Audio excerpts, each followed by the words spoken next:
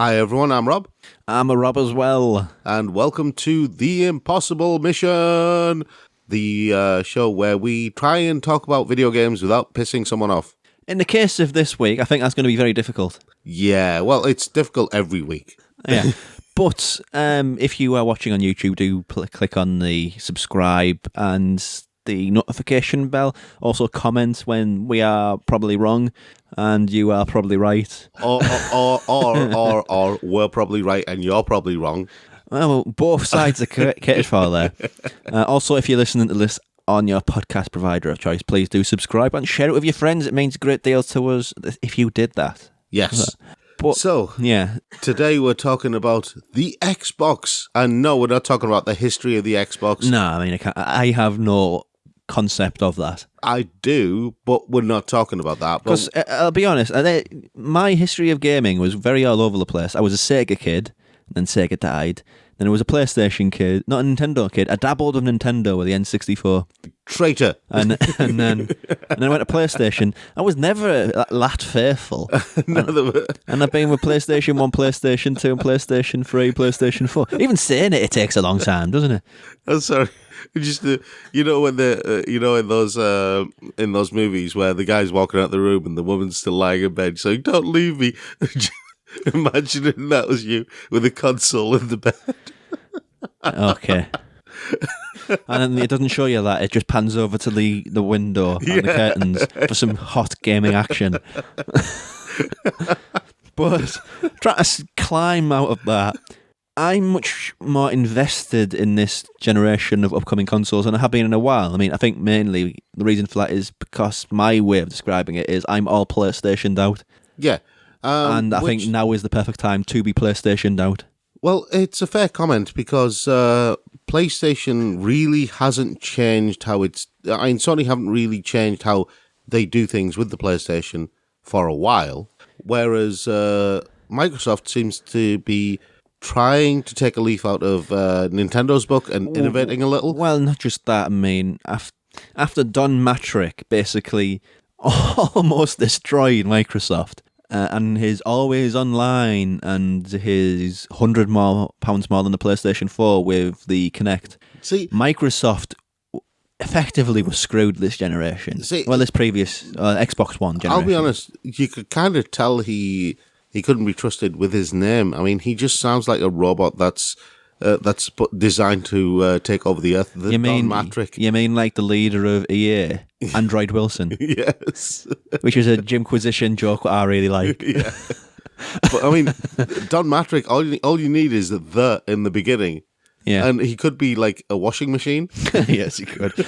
But I think the time with their new leader of not leader, that makes it sound like a cult. With the new head of the president or the executive president, I can't remember his specific job title, of Microsoft and Xbox, Phil Spencer. Yeah, Phil Spencer. Phil Spencer's bloody good at his job. He's been doing some really interesting things. I had the opportunity to actually see HoloLens in action, and that was a lot more interesting than I thought it was going to be, and a lot better than I thought it was going to be. They're very expensive. I mean, just looking at the process of how they're doing things now, the announcement, the way that the Xbox has been announced. Yeah. I've got to say it this way, there's no other way to say it, but at this point in time, they have basically solidly kicked Sony right in the Yeah. Because Sony have been sitting on their hands and they've not done a thing, and Microsoft, I don't think there's much left for them to really announce except the much touted cheaper version, the discless version. Yeah. I think Project Lockhart, that one was going to be called. That's the only real thing left to announce, and the price point and what games there are. And I think that's what they'll do at E3 or whatever. They'll fill that gap. When you get right down to it, the Series X is basically a PC. Are you saying that because of its form factor, though? No, I'm saying that because it's basically a PC. Well, yes. They have been for a while, haven't they? Yeah. But this year, or whenever it's released, the form factor, we've all seen it. We all know what it looks like. It's like a PC tower or a one of those I mean, apparently size-wise, it's more like a Alexa or whatever, or Google Home or one of those things. I seriously doubt that. But a bit bigger and blacker. With a green streak. I reckon it's a lot bigger, not just a bit bigger. I mean, that's fine. I think gaming is mature enough to have something of that. I mean, personally, I'm not bothered by its form factor at all. The form factor is irrelevant. I mean, you have this idea of mobile phones, I think, are the instigator behind it, how we have to have everything look really, really cool and swish. Even if it does the same thing, it has to look cool and fab. We're paying new money on new technology here. It's got to look the biz. See, one of the things that I don't understand is, when did green and black become the colour of gaming? It hasn't. It's just the colour of Xbox. That's Xbox colour coding. Well, it kind of is. When people see green and black, or mainly black with like a green streak or a green design or something like that, they automatically think, oh, that's something to do with gaming. Okay, so it's either Tron or what was that called? I think it was Razer. I think it's Razer's fault. The Lawnmower Man. Lawnmower Man was so funny. Lawnmower Man was so bad. Lawnmower Man was so bad, but also multicolored. I think it's Razer's fault. I think Razer probably, yeah. I think Razer had a lot. But it's to do fine. with it. In some of the specs and some of the things that got announced for this is really, really exciting. I know it means nothing to me, who's a technological dunce, but I'm not. So tell me. It's got next generation. I'll just read the sentence. A Navi-based GPU flanks the Zen 2 brains powered by AMD's latest wave of RDNA graphics technologies. RDNA? It assembles a formidable SoC for next-generation gaming, clocking in at 12 teraflops, indicating its ability to process 12 trillion floating-point operations per second. Okay. In slapping a fan terms, which is what I just did there. Yeah, Microsoft basically slap their meat on the table. That is a machine that does 12 million operations, 12 trillion operations per second. Yeah. That's going to open up a lot. Now, my main question, and it's a question that I ask of pretty much every console that comes out new, right? Yeah. And I ask the same thing about graphics cards and video games that really want high-end graphics, because we must have much faster speed on these. Why? I mean, graphics isn't the same as 12 trillion. It's No, not. but They're not both related to each other. My point is why. I wrote an article on the geekshow.co.uk, you can read it now, in which I said basically I think that this is the last generation where we're going to see graphics really exponentially improve. I think gaming this generation isn't going to be about, oh, look at those graphics, they're the graphic-iest graphics I've ever seen. Yeah, yes, that's how people talk. It's going to be about what's going on underneath the hood. It's going to be about gameplay systems. It's going to be about sort of world design and flora and fauna and what happens in the world around your character, rather than, oh, look at those graphics. They're the swishiest swishes that I've ever seen. What's that mean? Okay, the reason why I'm saying why is because as much as I would love to have... And also ray tracing is going to be in this generation. Yeah, but as much as I would love to have a video game world that is living and breathing in really interesting ways, right? As much as I would love to have that, I don't think the software technology is there for that.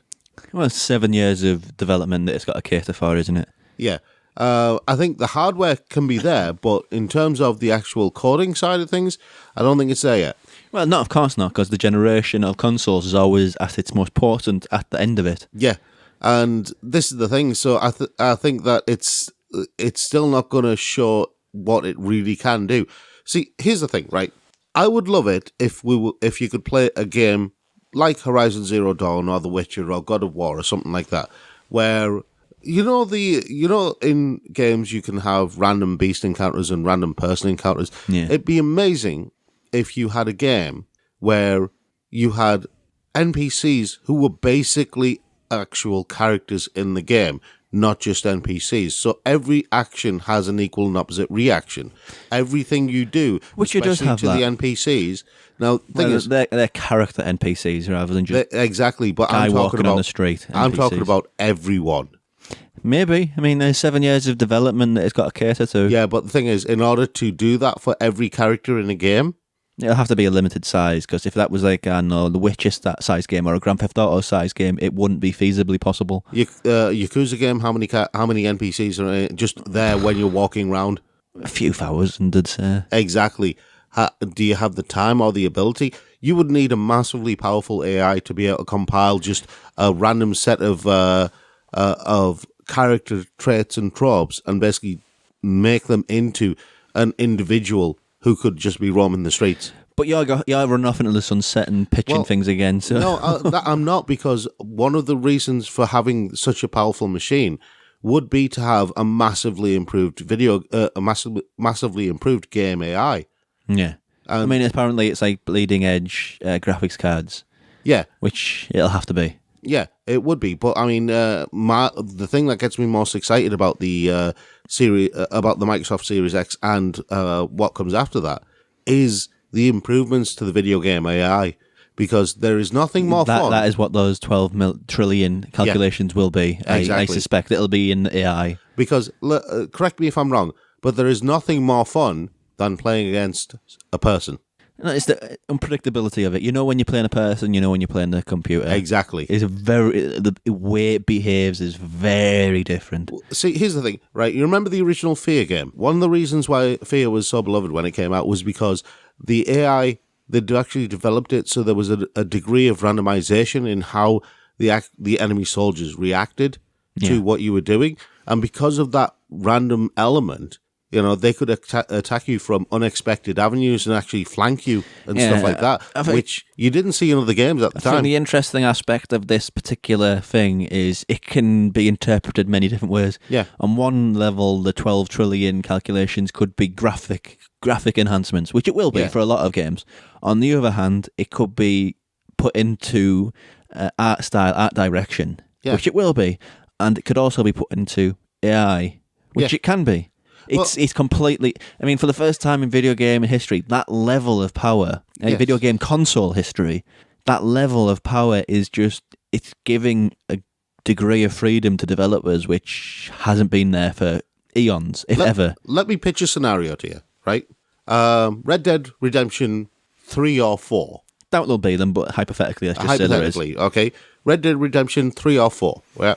And you are playing a descendant of the main character from Red Dead Redemption or something like that. Or maybe you're playing a totally new character, right? And you have a mission, right? You have to lead a posse to hunt down this criminal, right? And he's basically... He's gone into the Badlands, but you don't know exactly where he is. Right now, he's got his own crew of bandits, so you are basically chasing him, but you also don't know if he's laid an ambush. Now, if you can have his entire bandit crew actually acting like individuals or small teams or something like that, and randomize that, and then give them the ability to ambush you at just completely random but perfectly logical ambush points. So then you aren't just being the hunter, you're also being hunted. Yeah. And then that adds a different level of tension to the game, because right now, that doesn't exist. And also, the thing that bleeds into that is the high-spec SSD, because usually in a hypothetical situation like that, you're going to get ambushed because the screen goes black and it's a cutscene. Yeah. And it kind of separates you from what is about to happen because, all right, something's going to happen now. Whereas if it just happened, it will be much more immersive. See, and it will be much more immersive because that's one of the things that they're talking about, sort of loading speeds. A different scenario here, and this is a scenario that I think might catch a lot of people off guard. Okay, right? There are various video games where you'll have a scene where you'll have a guy with a hostage going, "Oh, let me go! I'm going to shoot him! Let me go!" Right? Never do voiceover work. Go on. Now, most people in that scenario would basically do the whole negotiation route, wouldn't they? Mm-hmm.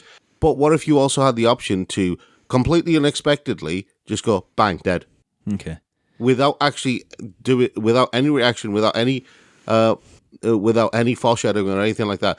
That was one of your options because you had total freedom in the game. Just to loop around, I think the level of detail that can come from that level of power in the machine will mean that games take longer to develop. Yeah. That's going to happen. That's going to be a byproduct. But I actually think that's a good thing for mainstream games. It is, yeah. Because you're not going to be flooded. You have more time to actually develop the game, which means the game... Maybe we can get back to the point where games actually get released finished. I think also it'll see a rise of prominence for the indie game. Yeah. Because big games are more sporadic, so indie games will fill the gap. Other things that the Xbox Series X have been announced to have is, I don't know what to describe it as, a really boring technical language, but basically what it means is you can have multiple games saved in the hard drive, so you can start them up from where you left them, and that is true for multiple games. Yeah. Like a fast boot, so you don't have to go through the whole opening menus. It goes straight back into where you left it. Yeah. And that's multiple games, and that survives a reboot too. Yeah, but I mean, that's basically what Netflix does with TV shows. Yeah, but that's TV shows. That's very different. Not really. Video games are a bit more of a strain on a machine than. Yeah, well, not really. Again, you're talking about. You're totally taking the sting out of something which is like revolutionary and industry changing. Netflix did it. Well, I'm sorry, but they did. It's not the same, Rob. It is. That's the point. Okay, moving on. It's got like high quality. It's described it as ray tracing audio, which is basically when you got headphones, the noises in the background react to whereabouts in the world they are. So if you've got headphones on and something's trying to flank you from the back left, the audio will sort of place itself there. So 3D surround sound? I guess, yeah. But it's not really been a common thing in mainstream gaming. It's been high spec. No. I actually agree with you on that. High spec personal PC builds will have that sort of thing, not like a consumer grade machine. No, I actually do agree. That is a massive step forward.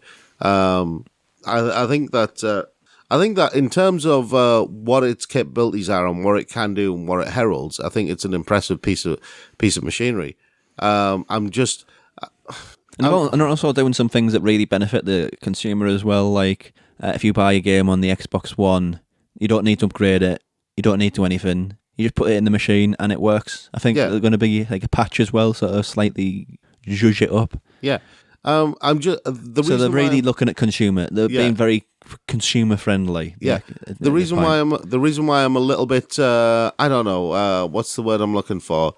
A little bit blasé about it. Yeah, that's the right word. Yeah, the reason why I'm a little bit blasé about it is because I keep up to date with stuff that's happening on the PC side of things in terms of PC technology. Yeah, and some of the stuff that's happening there, I just keep thinking, wow, if only that could appear in a console. Yeah, but there's mass production of things, isn't there? Yeah. If there's a reason why properly high spec PCs cost in the thousands. Yeah. There's no way that you're going to get any of that stuff in a console. I know that. I know that that's the case, but still, wishful thinking. The thing is, interesting though, is the PlayStation 4 and the Xbox One, original iterations, went much of a step up from the PlayStation 3 and 360. See, the Xbox One X was a step up. That's the Xbox One X, much more than the PlayStation 4 Pro. Yeah. If that was the original sort of preset of what those generations were, it would have been a much more impressive generation. But this past 7 years, technically it's not been great for consoles. See, this is the thing, I think... And just on that, and this is the first time in a while where maybe even ever, where console makers are actually putting properly game-changing things in, rather than just saying, "Oh, this one's faster and it's got better graphics," and same stuff. Yeah, I'll be honest. I think that the ball is definitely in Sony's court now, and if Sony want to do something with the PlayStation 5, then because they've known about what Microsoft are doing, and they already know what Nintendo are doing with the Switch. Yeah, right? There's rumours of a Nintendo Switch Pro. Yeah, just rumours. So who knows? Well, they've got the Switch Lite already, so a Pro version. I wouldn't reject those rumours because it would be an obvious step for Nintendo. Yeah, would. Yeah, but with knowing what Microsoft are doing and already with the Switch out. But with that being the case, Sony have a great opportunity to basically say, right, we're just basically going completely this way. We're going to blast them all out the water, right? Mm. But have they done that? No. That's the big question. I think cocky Sony is starting to return. Yeah.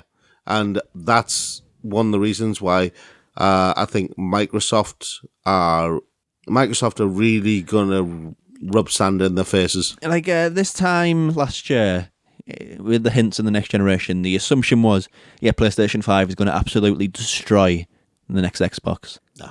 But now, I think they're dillying and releasing things through Wired articles. And all we know about the PlayStation 5 at this point, on the 11th of March, is its controller has haptics rather than just a rumble function.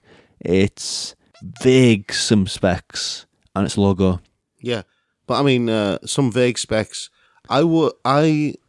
Whereas contrarily, we know a bit near enough everything on the Xbox Series X at least. I would love to see a proper spec sheet for the PS5 because I think it'll be more of a monster than we think. But is it enough of a monster to take on Microsoft? I mean, they've got the games catalogue, but I think the problem is they're taking the position for granted a little bit too much. Yeah. How hungry the world is for any news on the PlayStation 5, and they just say no. They're not doing anything. Yeah. That annoys people. It annoys people, but at the end of the day, it's hunger marketing, isn't it?